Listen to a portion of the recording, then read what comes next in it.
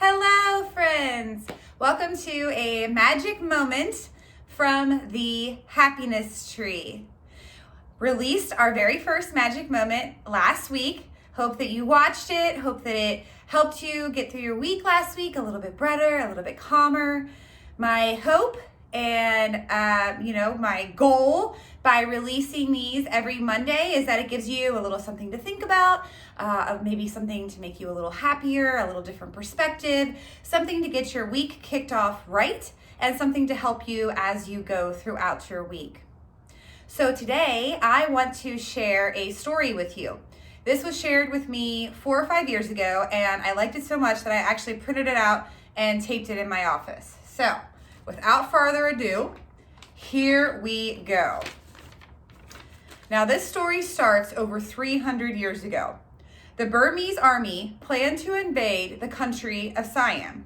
The Siamese monks were in possession of the most amazing Buddha statue. This statue was over 10 feet tall and weighed over 2.5 tons. It was made of solid gold, and its value today would be over $250 million.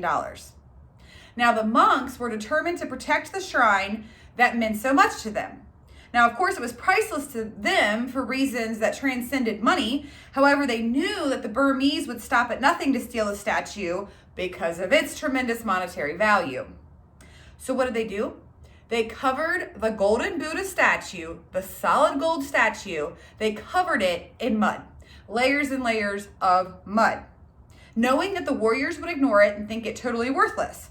And although the monks were correct, the Buddha had no value to the invading army. Buddha remained safe. Sad part is every single one of the monks that knew the secret were slaughtered in the invasion. And as a result, the secret stayed a secret for nearly 2 centuries until the 1950s. Now in the 50s, the monastery needed to be relocated to make room for a new highway progress, right? So the monks arranged for a big crane to come in and move their very precious sacred clay Buddha. Now when the crane started to lift the statue, it was much heavier than expected. It was solid gold, they didn't know that, and it began to crack. Now wanting to protect the priceless shrine, they said, whoa, whoa, whoa, and they lowered it back down and decided to wait until the next day to bring more powerful equipment. Now to add insult to injury, after that it starts pouring down rain. So the monks lovingly covered their clay statue in layers of tarps to protect it. Now that night, in the dark of night, one of the monks took his flashlight and went out to make sure that the Buddha was adequately covered and it was safe. When the light of the flashlight shone into the crack of the dried mud, he saw a tiny glimmer, a reflection of something underneath that clay shroud. He immediately started to carefully chisel away the shards and found that the glimmer grew brighter and brighter. Hours later, and all the mud removed, he was in the presence of Buddha, made of solid gold. Now that beautiful golden Buddha now resides in the temple of the golden Buddha, makes sense, right? In Bangkok, Thailand. Every year, millions of people go there to see this magnificent work of art and worship at his feet. And to think, it may have never been uncovered. Each of us is golden by nature. We were born golden. We were born knowing. We were born connected to our nature. We are all golden at our core. Then we began to get covered in mud.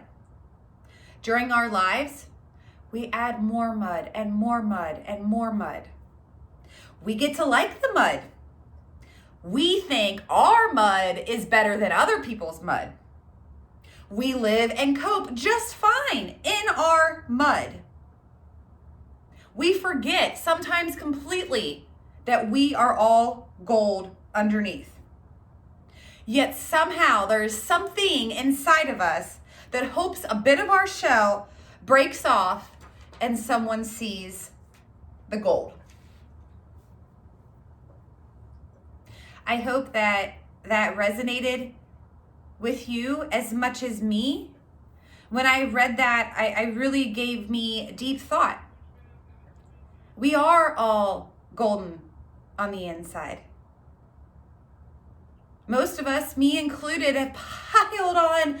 I mean, my goodness, I have piled so much mud on myself in my lifetime.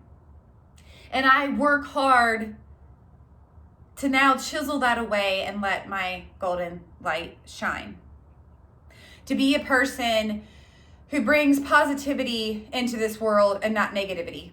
To be a person that doesn't react to what seems sometimes like it's everywhere with the anger and the frustration and the stress that seems to be all around us.